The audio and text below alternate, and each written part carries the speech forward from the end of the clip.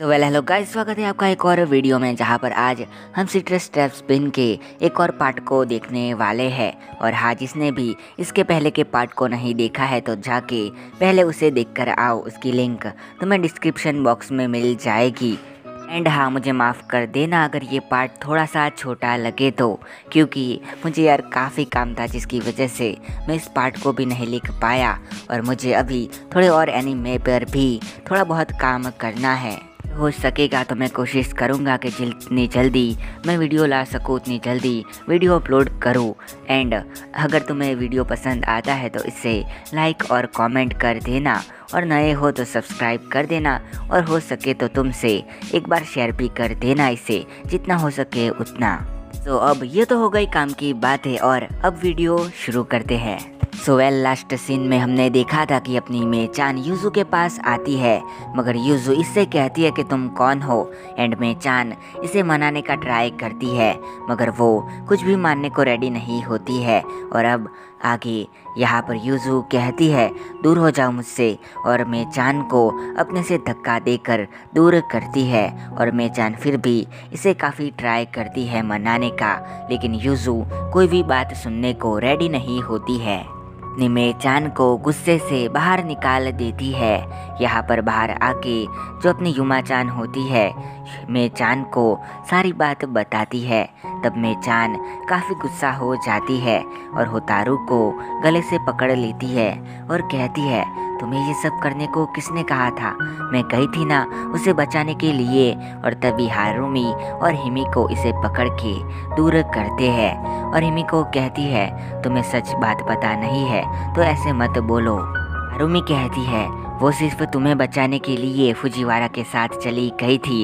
And जब होतारू उसकी मदद करने गई तब उसने फुजिवारा पर हमला किया था, लेकिन तुम्हारी यूजू बीच में आ गई थी और ये सब हो गया।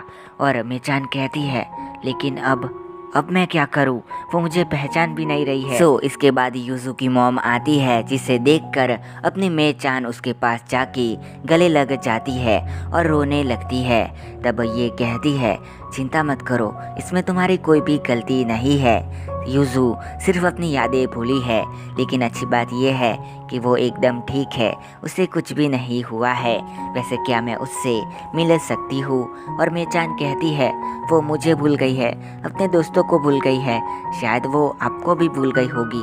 और ये कहती है ऐसा नहीं हो सकता है, कोई भी बच्चा अपने माँ को नहीं भूल सकता है। और इतना कहकर यूजू की मॉम यूजू के कमरे में चली जाती है, और अपनी मॉम को देखकर यूजू कहती है मॉम फाइनली आप आ गई, आप मुझे बता सकती है कि मुझे क्या हुआ है? एंड वो लड़कियाँ कौन है जो बाहर है, और मैं यहाँ पर क्यों हूँ? मेरे कुछ भी समझ में नहीं आ रहा है, जल्दी मुझे कुछ बताइए प्लीज़ मॉम, जल्दी कुछ बोलिए। और ये शांति से कहती है कुछ नहीं, वो सारी तुम्हारी फ्रेंड्स है जो भी लड़कियां बाहर खड़ी है। और यूजू कहती है वो वाली लड़की भी जो मुझे चिपक रही थी वो भी मेरी फ्रेंड है। और ये कहती है नहीं, वो तुम्हारी सिस्टर है, वो तुमसे छोटी है और तुम्हारी काफ़ी चिंता कर रही है, इसी वजह से वो तुम्हें चिपक रही थी। वो यूजू कहती है और क्या मॉम? और ये कहती है कुछ भी नहीं, तुम्हें चिंता करने की ज़रूरत नहीं है। यूजू कहती है एक मिनट मॉम, पहले मुझे ये बताइए कि आपने शादी कब करी है? मुझे कुछ समझ नहीं आ रहा है, जल्दी बताइए। कि मॉम कहती है तुम्हें सच में कुछ भी याद नहीं है? और यूजू कहती है मुझे ये पता है कि मात्सुरी मेरी फ्रेंड है, और मैंने हाल ही में अपने स्कूल के लास्ट ईयर को ख़त्म किया है। इसके बाद यूजू की मॉम डॉक्टर के पास जाती है, तो डॉक्टर कहता है कि आपकी बेटी को रेट्रोग्रेम एमनेशिया की बीमारी है, जिसके हिसाब से वो अपनी यादें भूलती जा रही है। ये चीज़ ठीक भी हो सकती है और नहीं भी, इसके बारे में मैं सच में कुछ भी नहीं कह सकता हूँ। और यूजू की मॉम कहती है उसे वैसे अब कितना याद है? डॉक्टर कहता है कि उसे इतना याद है कि उसने अपने मिडिल स्कूल को हाल ही में ख़त्म किया है, लेकिन ये सारी यादें काफ़ी टाइम पहले की है। अगर मैं कहूँ तो उसने अपने हाई स्कूल के पहले दिन से लेकर अब तक की सारी यादें खो दी है। ये सब याद है कि उसके मिडिल स्कूल में उसके कितने फ्रेंड थे, कौन थे, और उनके नाम भी याद है, और आप भी उसे एकदम याद है। लेकिन जो हाई स्कूल के बाद इंसिडेंट हुए हैं उसके साथ क्या हुआ है और क्या क्या चीज़ें आज तक घट गई है उसे उसके बारे में कुछ भी पता नहीं है। कि मॉम कहती है वो कब तक ठीक हो सकती है और डॉक्टर कहता है उसकी याददाश्त कल भी आ सकती है और मेचान कहती है सच में क्या, और फिर डॉक्टर कहता है ये पक्का नहीं है, कल आ भी सकती है और नहीं भी, या फिर सारी याददाश्त जा सकती है। हाँ, आप मेरे दर्दी को उसे सब कुछ याद दिलाने के चक्कर में ज़्यादा स्ट्रेस में मत डालना, वरना ये भी हो सकता है कि उसे जितना याद है वो सब भी वो भूल सकती है। तो आपसे हो सके उतना उसे तनाव के माहौल से दूर रखें और उसे खुश रखने का ट्राई करें। कई बार ऐसा हुआ है कि इंसान खुश होता है तो वो अपनी सारी यादें अपने आप याद करता है और इसके साथ भी ये सब हो सकता है। के बावजूद आपने मेरी बात नहीं मानी तो शायद से वो पागल भी हो सकती है इस स्ट्रेस से, और ये कहती है मेचान उसके साथ कुछ भी मत करना। मेचान कहती है ठीक है मॉम, आप जैसा कहेंगी मैं वैसा करूँगी। इसके बाद ये लोग अपनी युजू को ले जा रहे होते हैं और मेचान इसका हाथ पकड़ने जाती है, मगर युजू इसे पकड़ने नहीं देती है और इसे गुस्से से देखने लगती है। फिर ये लोग यहाँ से चले जाते हैं और मेचान यहाँ पर बेंच पर बैठी होती है और काफ़ी कुछ सोच रही होती है। तभी हिमेको आती है। हिमेको इसका हाथ पकड़ के कहती है मुझे पता है कि युजू तुम्हारे लिए कितनी खास है और तुम उससे कितना प्यार करती हो, लेकिन ध्यान से सोचो वो अभी तुम्हारी वाली युजू नहीं है, वो काफ़ी टाइम पहले की युजू है जो कि तुम्हें जानती भी नहीं है, तक नहीं जानती है कि मेचान आखिर कौन है। लेकिन मुझे पता है कि उसका दिमाग सब कुछ भूल गया है कि कौन हो तुम, लेकिन उसकी आत्मा ये नहीं भूली है मेचान कौन है और वो उससे कितना प्यार करती है। तुम्हें बस उसी को जगाना है और मुझे तुम पर पूरा भरोसा है कि तुम उसे एकदम ठीक कर दोगी। मुझे ये भी पता है कि तुम उसे फिर से हमारी पागल वाली युजू बना के ही रहोगी और तुम ही ये कर सकती हो। बारे में ज़रूर से सोचना, कोई भी ताकत तुम्हें युजू से दूर नहीं कर सकती है, ना ही युजू की मेमोरीज से। तुम उसे अपने आप से सब कुछ याद दिलाना चाहे तो जो सारे इंसिडेंट हुए हैं उन्हें फिर से दोहरा के शायद तुम उसकी मेमोरीज़ को वापस ला सको, वरना तुम नई मेमोरीज़ तो बना ही सकती हो। इतना कहकर हिमेको जाने लगती है। फिर मेचान अपनी जगह से खड़ी हो जाती है एंड वो बोलती है युजू चाहे तुम मुझे कितने भी बार भुला दो, लेकिन मैं तुम्हें हर बात याद दिलाऊंगी कि मैं कौन हूँ। मैं तुम्हें हमेशा अपने आप से प्यार करवाऊंगी, चाहे तुम कितनी भी बार मुझे भूल जाओ, क्योंकि मैं आहिरा, सो आहिरा की बेटी। कुछ भी हो पर मैं तुम्हें खुद को नहीं भूलने दूंगी। और फिर इसके बाद वो अपने वाकिया को कॉल करती है और तब वाकिया कॉल उठाता है और मेचान कहती है वैसे मिजुहा अब कैसा है, वो ठीक तो है ना? और वाकिया कहता है हाँ वो ठीक है, मगर उसका हाथ थोड़ा डैमेज हुआ है जिसकी वजह से वो कुछ दिनों तक अपना हाथ भी हिला नहीं सकता है, मगर वो रिकवर हो जाएगा। जान कहती है मैं उसके लिए प्रे करूँगी। वैसे वो दो लड़के कैसे हैं एंड वो वाइट हेयर वाला वो बीच में क्यों पड़ा था? और वाकिया कहता है अब मैं तुम्हें कैसे बताऊँ? और मेचान कहती है क्या कुछ गड़बड़ है, जल्दी बताओ मुझे। वाकिया कहता है अगर मैंने बताया तो फिर तुम उससे हिट नहीं कर सकोगी। और मेचान कहती है क्यों, वो भी तुम्हारी तरह चाय का शौकीन है? क्या कहता है नहीं सिस, ऐसी बात नहीं है। जो लड़का है वाइट हेयर वाला उसका नाम है फुजीवारा एंड जो छोटा वाला है उसका नाम है सुनसुके। और जो फुजीवारा था वो ताकेडा नाम के लड़के को पसंद करता था जो कि उसका बेस्ट फ्रेंड था। कहती है था से तुम्हारा क्या मतलब है, वो अभी नहीं है? और वाकिया कहता है कि हाँ वो अभी नहीं है, मगर जो फुजीवारा था वो उसे पसंद करने लगा था और उसे प्रपोज करने वाला था। लेकिन तभी अचानक से वो दोनों जिस बस में बैठे थे उस बस का ब्रेक फेल हो गया था एंड वो बस खाई में गिर रही थी। तभी अपने फुजीवारा ने ताकेडा का हाथ पकड़ रखा था, लेकिन उसके हाथ पर भी चोट लगी थी जिसकी वजह से वो ज़्यादा देर तक उसे पकड़ नहीं सका। तो ताकेडा ने गिरते गिरते एक प्रॉमिस मांगा कि तुम मेरे भाई का ध्यान रखोगे, और फुजीवारा ने भी प्रॉमिस कर दिया। वो अब तक अपने उस दोस्त के भाई को खोज रहा था एंड वो भाई सुनसुके है। जो अमामिया है उसे ये लड़का 3 साल पहले किसी एक्सीडेंट में मिला था और उसने इसकी तबीयत ठीक करवाई थी, इसका इलाज करवाया था, मगर ये अपनी याददाश्त भूल चुका था। सो अमामिया ने इसे अपनी हवस का शिकार बनाया था। वो काफ़ी घटिया इंसान था तो मैंने उसे एकदम में मार दिया। तुम जानती हो, और मेचान कहती है, हाँ वैसे इतना बुरी तरह से तो शैतान भी नहीं मारते हैं। दोनों के साथ ही काफ़ी बुरा हुआ, लेकिन मैं खुश हूँ कि वो दोनों मिल गए।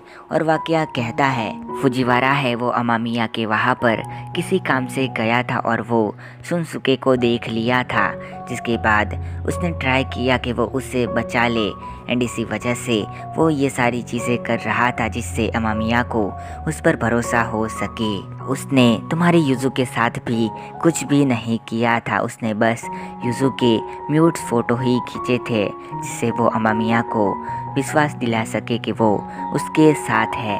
और उसने सोचा था कि जैसे ही मौका मिलेगा तो वो सुनसुके को छुड़ा लेगा।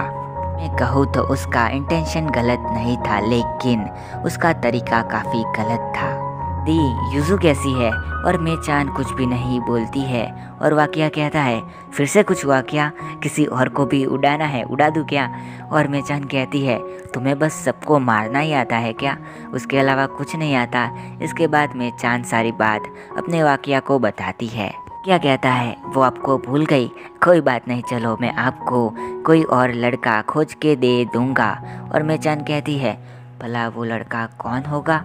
और वाकया कहता है, कोई नहीं, मिजुहा कैसा रहेगा? और ये कहती है, मार दूंगी तुम्हें, और वो तो मुझसे भी छोटा है।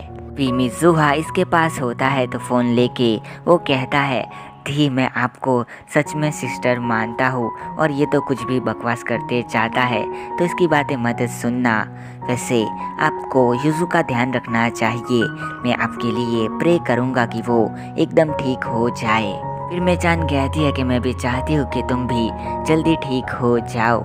चलो फ़ोन रखती हूँ, मुझे युजू के पास जाना है। फिर यहाँ पर मिजुहा कहता है, बॉस तुम पागल हो क्या? और वाकया कहता है कि हाँ थोड़ा सा। और फिर मिजुहा कहता है, वैसे बॉस आप सच में मेचान के भाई हो? वाकया कहता है कि मैं उसके लिए भाई से भी बढ़कर हूँ, मगर मैं भी उन्हें तुम्हारी जैसे ही मिला था जैसे तुम मुझे मिले थे। ये बात तब की है जब मैं 5 साल का था और मेरी फैमिली बाढ़ में बह गई थी। तब मैं रोड पर आ गया था और मुझे पूछने वाला भी कोई नहीं था। तब मैं रोड पर घूम रहा था और अचानक से एक गाड़ी ने आकर मुझे ठोक दिया और मैं वहीं पर बेहोश हो गया था। फिर जब मेरी आंख खुली तब मैं हॉस्पिटल में था और मैंने किसी लड़की की आवाज़ सुनी जो कि 7-8 साल की होगी एंड वो कह रही थी कि डैड मुझे तो यही भाई चाहिए, मुझे बस इसे ही अपना छोटा भाई बनाना है। बाद उन लोगों ने मुझे एक्सेप्ट कर लिया, मुझे पाला पोसा और बड़ा किया एंड वो लड़की मेचान है। जुआ कहता है, तो बॉस आप इतनी अच्छी फैमिली से थे तो कैसे आप एक गैंगस्टर बन गए? और वाकया कहता है, वो कहानी फिर कभी, अभी तुम दवाई ले लो। मैं आराम करने को कहा है तो जल्दी से सो जाओ और रात भी काफ़ी हो गई है। फिर वाकया इसे दवाई दे देता है और इसे सुला देता है। तो इसके बाद वाकया बालकनी में जाता है और उसे एक सीन याद आता है जब मिजुहा यहाँ पर फाइट कर रहा था। तब वाकया किसी और जगह पर था एंड वो किसी बंदे से कहता है, क्या सच में तुम्हें उसके बारे में कुछ भी पता नहीं है? अगर थोड़ी सी भी जानकारी है तो मुझे उसके बारे में बता दो। यही पर से ट्रांसपोर्ट किया गया था एंड उसकी जानकारी तो किसी ना किसी रिकॉर्ड में होगी। मुझे जल्द से जल्द उसकी पूरी जानकारी चाहिए। और प्रेजेंट में वाकया कहता है, पता नहीं ये लोग इतनी देर क्यों करते हैं, इतने आराम के चक्कर में ये लोग अपना काम भी ठीक से नहीं करते हैं। लगता है मुझे ही ये काम करना पड़ेगा। किया किसी अननोन पर्सन को कॉल करता है और कहता है पता चला, और वो पर्सन कहता है थोड़ा बहुत। यहाँ पर सीन कट हो जाता है और अपने युजू का घर दिखाया जाता है, जहाँ पर उसकी मॉम इसे फ़ोटो दिखा रही होती है मे चान के साथ वाले। और युजू कहती है ये मेरी सिस्टर है ना, तो फिर ये मेरे साथ लवर वाली चीज़ें क्यों कर रही थी। और युजू की मॉम कहती है कुछ नहीं, वो बस थोड़ी सी भावुक हो गई थी तो ये सब कर रही थी। और युजू कहती है अच्छा तो ऐसी बात है, तो फिर मुझे उससे माफ़ी मांगनी चाहिए है ना। और ये कहती है कि हाँ वो आती ही होगी। युजू कहती है मैं पहले फ्रेश हो जाती हूँ, उसके बाद डिनर कर लूँगी। और इतने में अपनी मे चान भी आ जाती है और इसकी मॉम कहती है कि जाओ पहले बात ले लो और फिर हम साथ में डिनर करते हैं। और मे चान अपने बाथरूम में जाती है तो यहाँ पर युजू अपना शरीर धो रही होती है बाथटब में बैठे हुए। और इसे देखकर अपनी मे चान को अपनी पहली बाथरूम वाली किस याद आ जाती है। अभी युजू कहती है हे सिस सॉरी, जो मैंने तुम्हारे साथ वैसे बात करी और वैसी हरकत करी। और मे चान कहती है कोई बात नहीं, वैसे मुझे तुम्हें ऐसे लिपटना नहीं चाहिए था, से क्या मैं तुम्हारे साथ टब में नहा सकती हूँ। और युजू कहती है हाँ क्यों नहीं, मैं क्यों मना करूँगी। और फिर मे चान टब में आ जाती है और तभी युजू कहती है क्या मैं एक सवाल कर सकती हूँ। और मे चान कहती है हाँ पूछो। युजू कहती है पूछ ही लेती हूँ, वैसे तुम्हारे बूब्स इतने बड़े क्यों है, कितने बॉयफ्रेंड रखे थे तुमने जो इतने बड़े हो गए। और मे चान कहती है चुप हो जाओ, मेरा कोई भी बॉयफ्रेंड नहीं है, ना ही था, ये बूब्स एकदम नेचुरल है। और युजू कहती है अच्छा तो इन्हें संतरे कहना चाहिए। मे चान कहती है वैसे युजू तुम सच में सब कुछ भूल गई हो या फिर तुम सब ये नाटक कर रही हो, दिखावा कर रही हो ये सब करने का। युजू कहती है मैं तो पहले से ऐसे ही बात करती हूँ, एकदम स्ट्रेट, जो भी आता है बोल देती हूँ। और मे चान तभी खड़ी हो जाती है और युजू कहती है बैठ जाओ, मुझे तुम्हारे पार्ट देखने में थोड़ा भी इंटरेस्ट नहीं है। और मे चान इसकी तरफ बढ़ने लगती है। युजू कहती है रुको, तुम क्या करना चाहती हो। और मे चान कहती है कुछ भी नहीं, मैं तो बस। युजू के वो दो पकड़ लेती है और युजू कहती है ये परवट, ये तुम क्या कर रही हो, धमाना बंद करो इनको। और मे चान कहती थी तुम्हें तो बड़े करने हैं ना, तो ये तो करना पड़ेगा। और युजू कहती है चुप हो जाओ, एंड फिर जैसे तैसे करके इसे छुड़ाती है और कहती है आखिर परवट तुम करना क्या चाहती थी, तुम ये सब क्या कर रही हो, और ऐसा किया तो मैं तुम पर केस कर दूंगी। और मे चान कहती है ये तो चलता है इतना बहुत, तो वैसे भी हम दोनों सिस्टर है ना। और युजू कहती है अगली बार ऐसा करने से पहले 100 बार सोचना, और यहाँ से चली जाती। और मे चान पीछे से कहती है मुझे पता है कि अब तुम्हारा इलाज कैसे करवाना है और मैं तुम्हें सब कुछ याद दिलवा के रहूँगी। वैसे क्या सच में मेरे बूस इतने बढ़ गए हैं, शायद फैट कम करना पड़ेगा। फिर यहाँ पर मात्सुरी दिखाई जाती है जो कि अभी स्टेशन पर उतरी होती है और वो कहती है युजू मैं फिर आ गई हूँ एंड इस बार तुम मेरी ही बनोगी। और यहाँ पर हॉस्पिटल में सुनसुके कहता है आप कौन हो।